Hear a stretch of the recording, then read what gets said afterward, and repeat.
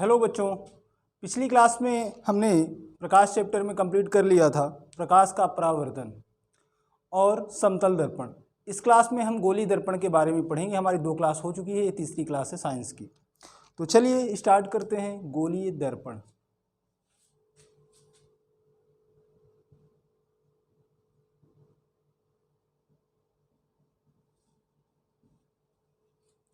गोलीय दर्पण 2 प्रकार के होते हैं। कौन कौन से देखिए।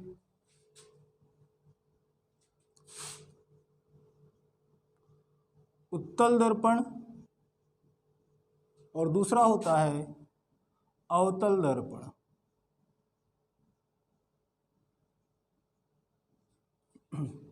दोनों को मैं बनाकर समझा रहा हूं आपको, ठीक समझिए क्या।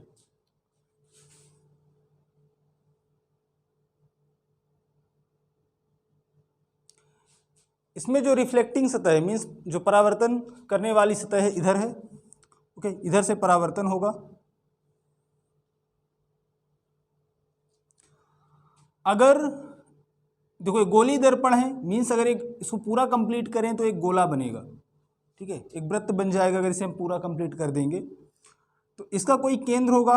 अगर इस सर्किल को, इस गोले को पूरा कंप्लीट कर दें तो मान लेते हैं वो केंद्र है, तो ये वक्रता केंद्र कहलाता है। इस गोलीय दर्पण का वक्रता केंद्र, जिसे हम सी से डिनोट करते हैं। ओके, और एफ फोकस, जो फोकस होता है दर्पण से और वक्रता केंद्र के जो बीच की दूरी है, दर्पण और वक्रता केंद्र के बीच की दूरी से हम ध्रुव भी कह सकते हैं यहाँ पर, उसका हाफ होता है। ओके, तो यहाँ से इसकी जो डिस्टेंस है इसको वक्रता त्रिज्या कहते हैं। वक्रता त्रिज्या, दर्पण से वक्रता केंद्र की दूरी वक्रता त्रिज्या कहलाती है, और यहाँ से यहाँ तक की दूरी ये फोकस दूरी कहलाती है। जो फोकस दूरी होता है वो त्रिज्या का आधा होता, हाफ। ठीक है, किसी भी गोलीय दर्पण का जो फोकस दूरी है वो त्रिज्या का हाफ होता है, चाहे वो उत्तल दर्पण के लिए हो चाहे वो अवतल दर्पण के लिए रहे, दोनों के लिए यही रहता है। अब इसमें देखें, ये रिफ्लेक्टिंग सतह है जो परावर्तन करेगी। यहाँ पर हमने जो चीज़ें जरूरी थी वो हमने समझ लिया, बाकी उतना हमारे लिए इंपॉर्टेंट नहीं है। जैसे मान लीजिए यहाँ से अगर हम एक प्रकाश किरण ले लें तो यहाँ से ही परावर्तित हो जाएगी, और कैसे होगी, किधर होगी, आगे हम पढ़ेंगे, उसको सीखेंगे। अभी मैं सिर्फ बना दे रहा हूँ। ओके, उत्तल दर्पण को और क्या बोला जाता है, इसको बोलते हैं अपसारी दर्पण।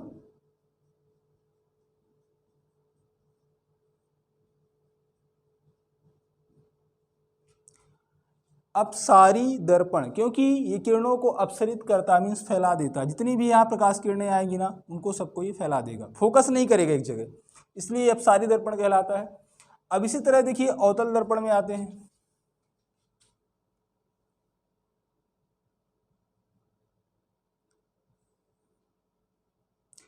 इस गोले को कंप्लीट कर दें तो जो इसका केंद्र होगा वो वक्रता केंद्र कहलाएगा। इस दर्पण का वक्रता केंद्र, यहाँ से यहाँ तक की दूरी वक्रता त्रिज्या कहलाती है, दर्पण से केंद्र तक। इसका जो हाफ होता है, इन दोनों का जो आधा, वो होता है फोकस दूरी। यहाँ हमने लिख लिया, जो फोकस दूरी होती है वक्रता त्रिज्या की आधी होती है। ठीक, तो इस तरह ये उत्तल दर्पण होता है और इस तरह ये अवतल दर्पण होता है। इसमें जो परावर्तित सतह रहेगी, जो परावर्तन करेगी, इधर रहेगा अंदर साइड। ओके, तो इसको अवतल दर्पण बोलते हैं। इसको दूसरा दर्पण क्या बोलते हैं, अभिसारी दर्पण।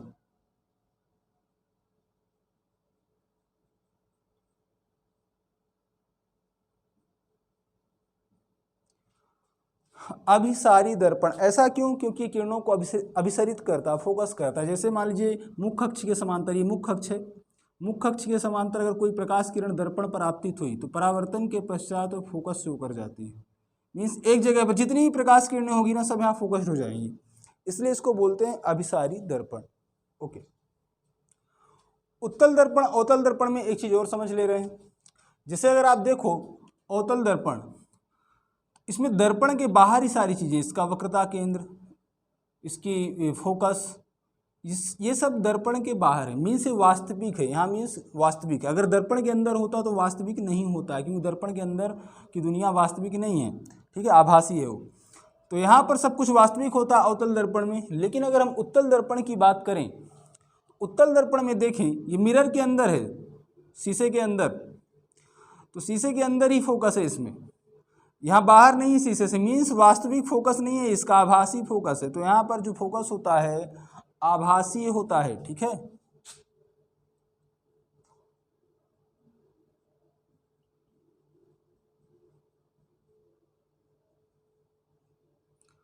फोकस आभासी रहता है इस पे, और इसमें वास्तविक होता है।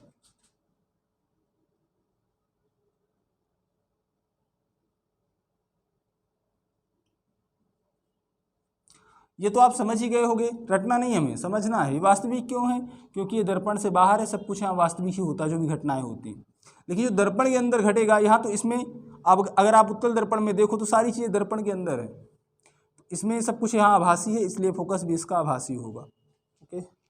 ओके, अब आगे हम पढ़ेंगे गोली दर्पण में प्रतिबिंब बनाने के नियम। मीन्स कि अगर जो 3 नियम है, अगर हम उन्हें अच्छे से समझ लेते हैं, पढ़ लेते हैं, तो कौन कौन से प्रतिबिंब और कैसे बन रहे हैं वो आपको अच्छी तरह से क्लियर हो जाएगा, कोई चीज़ रटनी नहीं पड़ेगी। तो चलिए पढ़ते हैं प्रतिबिंब बनाने के नियम।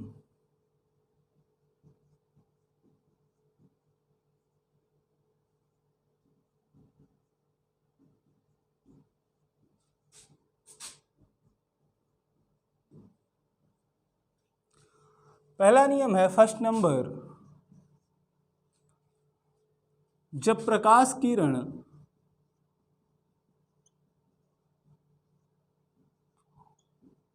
मुख्य अक्ष के समांतर आपतित होती है,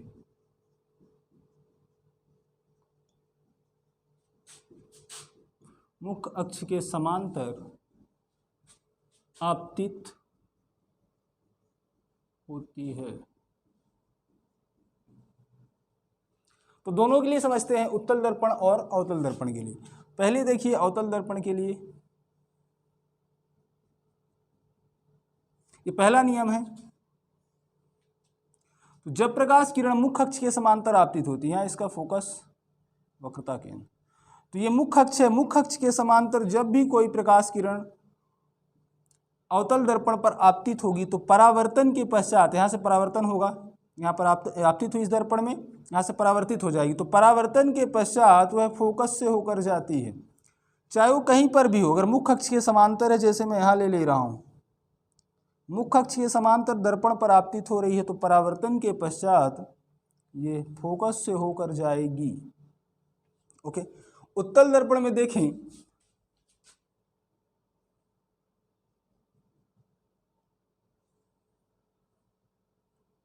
फोकस वक्रता केंद्र, जब कोई प्रकाश किरण मुख्य अक्ष के समांतर उत्तल दर्पण पर आपतित होती है तो परावर्तन के पश्चात यहाँ से परावर्तित हो जाएगी, यहाँ दर्पण पे जैसे ही पड़ेगी ना, यहाँ से परावर्तित हो जाएगी, तो परावर्तन के पश्चात वह फोकस से आती हुई प्रतीत होती है, ऐसा लगता है कि फोकस से आ रही है। ठीक है, तो जब भी कोई प्रकाश किरण मुख्य अक्ष के समांतर दर्पण पर आपतित होती है उत्तल दर्पण पे, तो परावर्तन के पश्चात फोकस से होकर आती हुई प्रतीत होती है।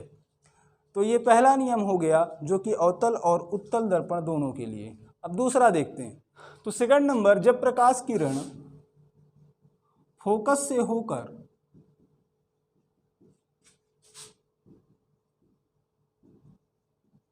दर्पण पर आपतित होती, गोली दर्पण में आपतित होती है,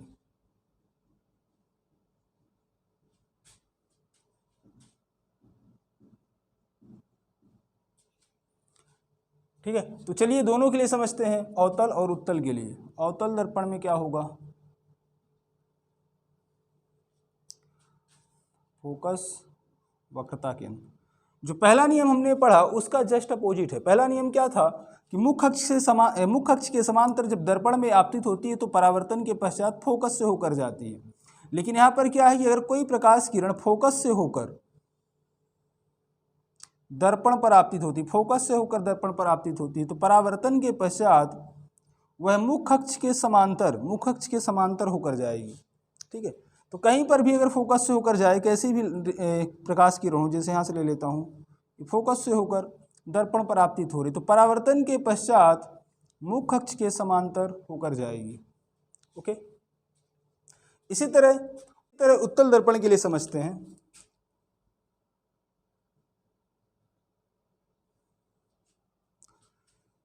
फोकस वक्रता केंद्र, जब कोई प्रकाश किरण,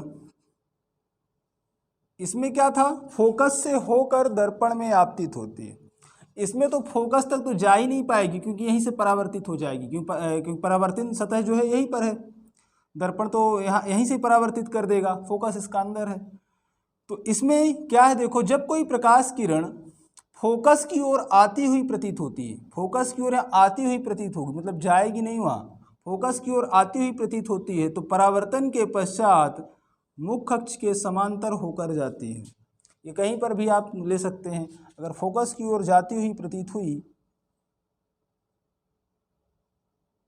तो परावर्तन के पश्चात ये मुख्य अक्ष के समांतर होकर जाएगी। ओके, थर्ड रूल, तीसरा नियम, जब कोई प्रकाश किरण वक्रता केंद्र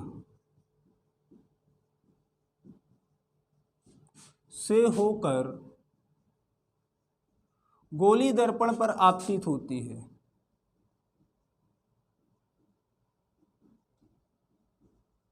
तो देखिए क्या होता है। पहले अवतल दर्पण के लिए फोकस वक्रता केंद्र,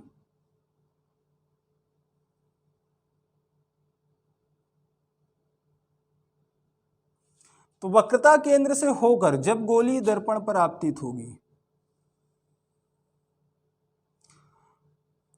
तो परावर्तन के पश्चात उसी रास्ते, उसी मार्ग से वापस लौट जाएगी। ठीक है ना, जैसे आई थी वैसे वापस लौट जाएगी, उसी रास्ते उसी मार्ग से, अगर वो वक्रता केंद्र से होकर दर्पण पर आपतित हो रही, चाहे कहीं पर कहीं से भी हो, जैसे यहाँ से भी एक ले लेते हैं, तो वक्रता केंद्र से होकर दर्पण पर आपतित होती है तो परावर्तन के पश्चात उसी रास्ते उसी मार्ग में वापस लौट जाती है। इसमें देखें उत्तल दर्पण के लिए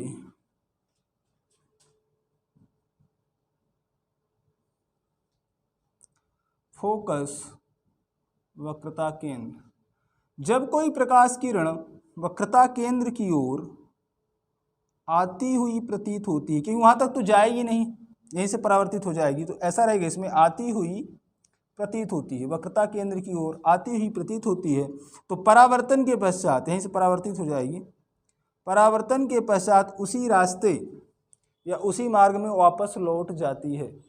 तो प्रतिबिंब बनाने के 3 नियम हैं, हमने तीनों पढ़ लिए हैं और समझ लिए हैं। इससे क्या होगा, जो हम आगे प्रतिबिंब बनाएंगे ना, कहीं पर भी वस्तु को रखें, चाहे उत्तल दर्पण के सामने चाहे अवतल दर्पण के सामने, हमें पूरी तरह से क्लियर हो जाएगा कि प्रतिबिंब कैसा बनेगा और कहाँ पर बनेगा। नहीं तो आप लोग रटते हो, 4 दिन बाद भूल जाता है फिर। तो चलिए अब प्रतिबिंब बनाते हैं और समझते हैं। सबसे पहले अवतल दर्पण के लिए सारे प्रतिबिंब बनाएंगे कि वस्तु को कहाँ पर रखेंगे तो कैसा बनेगा। ओके, तो पहला है फर्स्ट नंबर, जब वस्तु वक्रता केंद्र और अनंत के बीच रखी हो, जब वस्तु वक्रता केंद्र और अनंत के बीच, तो ये अवतल दर्पण हमारा, ये फोकस वक्रता केंद्र, वस्तु को हमें अनंत और वक्रता केंद्र के बीच रखना है, अनंत से यहाँ वक्रता केंद्र के बीच, तो कहीं भी रख लेते हैं, यहाँ रख लेते हैं।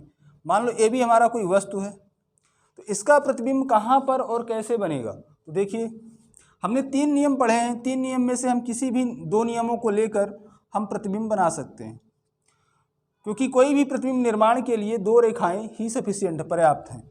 तो देखो पहले एक ऐसा ले लेते हैं, जो फर्स्ट नंबर रूल था हमारा, जब कोई प्रकाश किरण मुख्य अक्ष के समांतर दर्पण पर आपतित होती है, तो यहाँ से मुख्य अक्ष के समांतर एक प्रकाश किरण ले लेते हैं, तो परावर्तन के पश्चात कहाँ से जाती है, फोकस से होकर जाती है। ठीक है, ओके। दूसरा हम ले रहे हैं, कोई सा भी दूसरा आप रूल ले लो, दूसरा मैं ले लेता हूँ, अगर फोकस से होकर जाती है, 2 किरणें हमें चाहिए, 2 किरणें चाहिए, 2 किरणों से हम प्रतिबिंब बना सकते हैं। जहाँ पर ये किरणें एक दूसरे को काटेंगी वहीं पर प्रतिबिंब बनेगा। देखो दूसरा हम ले रहा हूँ मैं फोकस से होकर जब दर्पण पर आपतित होती है तो परावर्तन के पश्चात मुख्य अक्ष के समांतर, परावर्तन के पश्चात मुख्य अक्ष के समांतर होकर जाती है। तो देखिए कहाँ पर ये एक दूसरे को काट रही हैं, यहाँ पर ये पहली वाली और ये दूसरी वाली, परावर्तन के पश्चात यहाँ पर दोनों काट रही हैं। जहाँ पर काटती हुई हमारा प्रतिबिंब बनता है, तो प्रतिबिंब हमारा यहाँ बन जाएगा, उल्टा बनेगा, देखो ये ऊपर रहेगा बी डैश और ये ए डैश नीचे रहेगा, बी डैश बी डैश। तो इस तरह हम बता सकते हैं कि हमारा प्रतिबिंब कैसा होगा। तो पहला पॉइंट देखो, अगर वस्तु अनंत और वक्रता केंद्र के बीच रखी है तो प्रतिबिंब कहाँ पर बनेगा, वक्रता केंद्र और फोकस के बीच बनेगा।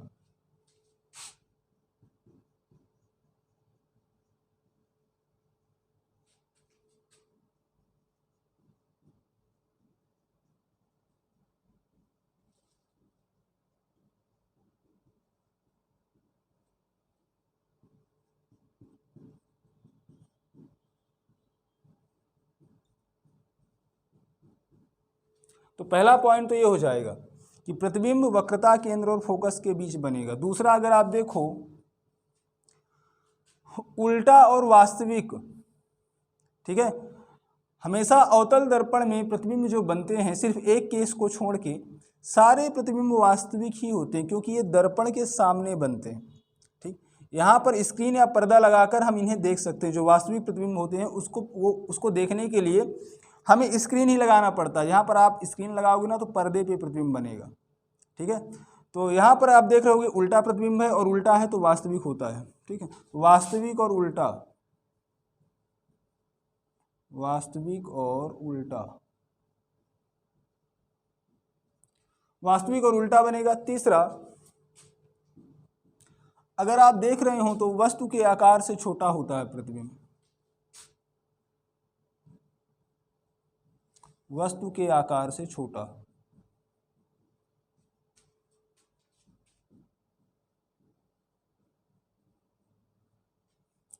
ओके, तो दूसरा नंबर देखिए, जब वस्तु वक्रता केंद्र पर रखी हो तो कैसा प्रतिबिंब बनेगा और कहां पर बनेगा। ठीक है, ध्यान से समझिए।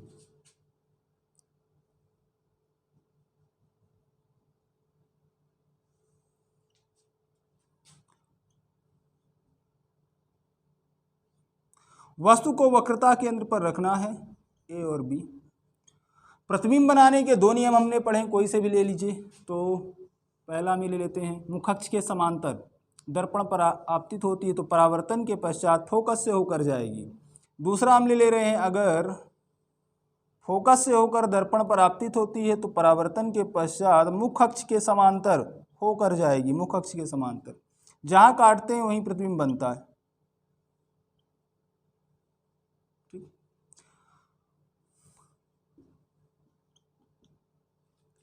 तो अगर आप देखें तो यहाँ पर प्रतिबिंब भी, अगर वस्तु को हम वक्रता केंद्र पर रखते हैं तो प्रतिबिंब भी वक्रता केंद्र पर ही बनता है।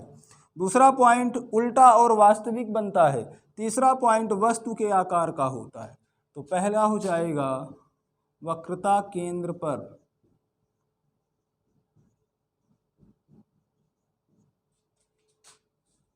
वक्रता केंद्र पर बनेगा, कौन बनेगा, प्रतिबिंब। दूसरा नंबर उल्टा और वास्तविक, उल्टा और वास्तविक होगा।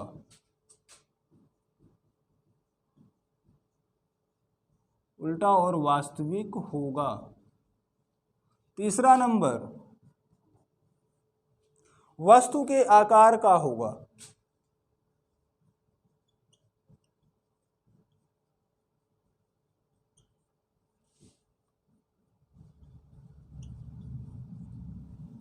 ओके, उम्मीद करता हूं समझ आ रहा होगा आप लोगों को। अच्छे से समझ लीजिएगा तो सब रटने का ये सब जरूरत नहीं पड़ेगा। आप लोग भी सोचते होंगे क्या क्या पढ़ना पड़ रहा है, जीवन में बड़ा कष्ट है आप लोगों के, लेकिन देखो पेपर निकालना है तो पढ़ना तो पड़ेगा, है ना। और अगर हम जैसे पहले पढ़ते आए थे, अगर उसी तरह पढ़ते रहेंगे तो हमें वही मिलेगा जो पहले मिलता आया है। तो आपको कुछ नया पाना है तो कुछ तो चेंज करना होगा, कुछ अच्छा पढ़ना होगा। चलिए तीसरे पॉइंट में आ जाते हैं, थर्ड नंबर, जब वस्तु वक्रता केंद्र और फोकस के बीच हो,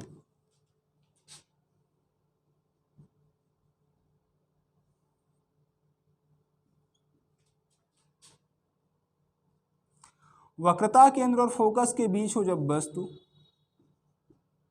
तो चलिए देखें, पहला मुखअक्ष के समांतर प्रकाश किरण परावर्तन के पश्चात फोकस से होकर जाएगी। दूसरा ले लेते हैं फोकस से होकर, तो परावर्तन के पश्चात मुख्य अक्ष के समांतर जाएगी। जहां पर ये काटते हैं एक दूसरे को वहीं पर प्रतिबिंब बनता है। तो आप देख पा रहे हैं जो हमारा प्रतिबिंब है वक्रता केंद्र और अनंत के बीच बन रहा है, वस्तु के आकार से बड़ा बन रहा है, वस्तु के आकार से बड़ा, और उल्टा और वास्तविक। तो पहला पॉइंट, प्रतिबिंब अनंत और वक्रता केंद्र के बीच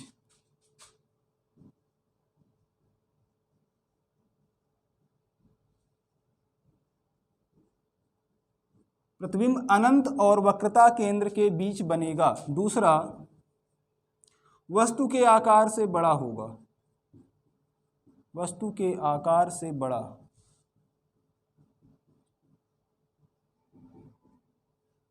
तीसरा, उल्टा और वास्तविक, उल्टा और वास्तविक होगा। ठीक है ना। फोर्थ नंबर देखते हैं, जब वस्तु फोकस में रखी हो, तो अगर वस्तु को हम फोकस में रख देंगे तो उसका प्रतिबिंब कैसे और कहां बनेगा।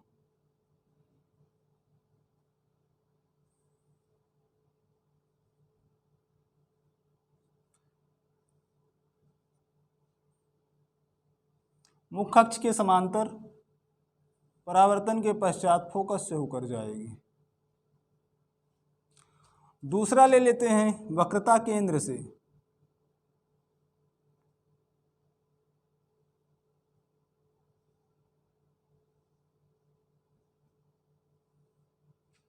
तो वक्रता केंद्र से जब जाएगी दर्पण पे तो परावर्तन के पश्चात उसी रास्ते से वापस लौट जाएगी। ठीक है, ऐसे जाएगी, परावर्तन के पश्चात उसी रास्ते से वापस लौट जाएगी। तो अगर आप लोग देख रहे हो तो ये दोनों प्रकाश किरण एक दूसरे को कहीं पर नहीं काट रही, समांतर हैं एक दूसरे से। तो हम ऐसा मान लेंगे कि अनंत में जाकर काटेंगी, अनंत में, तो जहाँ काटेंगी वहाँ प्रतिबिंब बनेगा। तो हमारा जो प्रतिबिंब होगा अनंत पर बनेगा, अनंत में। ठीक है, और जब अनंत में बनेगा तो वस्तु के आकार से बहुत बड़ा होगा। ओके, और उल्टा और वास्तविक तो रहेगा ही। तो पहला पॉइंट, प्रतिबिंब अनंत में बनेगा। दूसरा, वस्तु के आकार से बहुत बड़ा।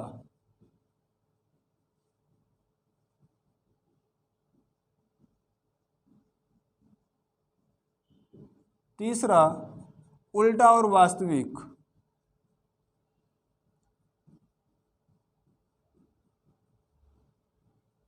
तीसरा, उल्टा और वास्तविक होगा।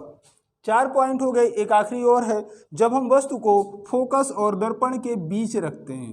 ठीक है, तो इसके बाद अगला हम वही पढ़ने वाले हैं। तो अवतल दर्पण में ये लास्ट है पॉइंट, इसके बाद होगा उत्तल दर्पण। ठीक है, तो देखें, जब वस्तु फोकस और दर्पण के बीच हो,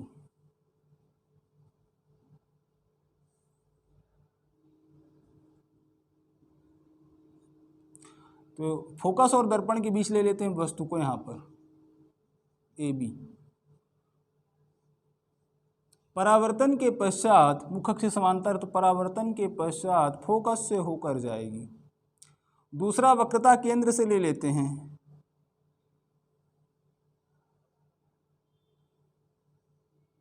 जब वक्रता केंद्र से होकर आपतित होगी तो परावर्तन के पश्चात उसी रास्ते वापस लौट जाएगी। तो अगर आप लोग देखें तो ये प्रकाश किरण इधर जा रही तो एक दूसरे से दूर होती जा रही है, समांतर नहीं है, एक दूसरे से दूर होती जा रही है। तो इधर तो कभी कट ही नहीं करेगी क्योंकि एक दूसरे से दूर जा रही है। तो अगर हम यहाँ पर देखें तो ये पीछे बढ़ाने पर एक दूसरे को कट करती है, और जहां पर कट करती है वहीं पर हमारा प्रतिबिंब बनता है। अब देखो, प्रतिबिंब हमारा दर्पण के अंदर बन रहा है ना, अवतल दर्पण के अंदर हमारा प्रतिबिंब बन रहा है। तो दर्पण के अंदर कैसा होता है, आभासी, सीधा और आभासी प्रतिबिंब। तो ए बी जो है ए डैश बी डैश, हमें यहाँ दिख भी पा रहा है, जो हमारा प्रतिबिंब है सीधा है और आभासी है, वस्तु के आकार से बड़ा है, और कहाँ, दर्पण के अंदर है। ठीक है, ओके, तो इसमें पॉइंट ही लेते हैं। देखो, इसी चीज़ का उपयोग कई जगह अवतल दर्पण में किया जाता है, इसी कॉन्सेप्ट को। कोई भी चीज़ अगर हमें बड़ी देखनी है दर्पण में। तो अवतल दर्पण में हमें क्या करना होता है, उसको अगर उसका साइज हमें बड़ा देखना है और सीधा देखना है तो उस वस्तु को हमें फोकस और उस दर्पण के बीच रखना होता है। जैसे कि अगर आप पार्लर जाएं तो वहाँ पर, ताकि हम अपने फेस को अच्छी तरह से देख पाएँ, तो अवतल दर्पण लगाया जाता है, आपको बैठाया जाता है कहाँ पर, दर्पण और जो उसका फोकस है उसके बीच, ताकि आपका जो इमेज है आपसे साइज में थोड़ी ज़्यादा अच्छा रहे और काफ़ी अच्छा आप उसे देख पाओ। ठीक है ना। तो अवतल दर्पण का उपयोग किया जाता है। आगे हम पढ़ेंगे इनके उपयोग क्या क्या है, अवतल दर्पण और उत्तल दर्पण के। तो मुझे लगता है आपको ये यहाँ पर समझ आ गया होगा। तो इसमें लिख लेते हैं पहला पॉइंट, दर्पण के पीछे या अंदर भी लिख सकते हैं।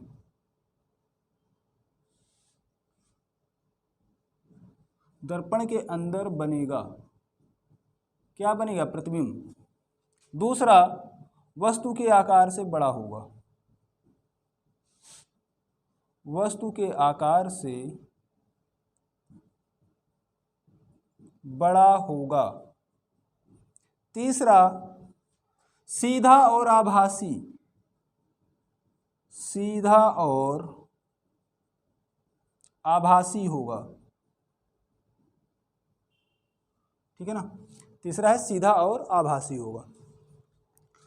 इस तरह से हमने अवतल दर्पण में जितनी कंडीशन होती हैं प्रतिबिंब बनने की, हमने सारी पढ़ ली हैं। अब है उत्तल दर्पण।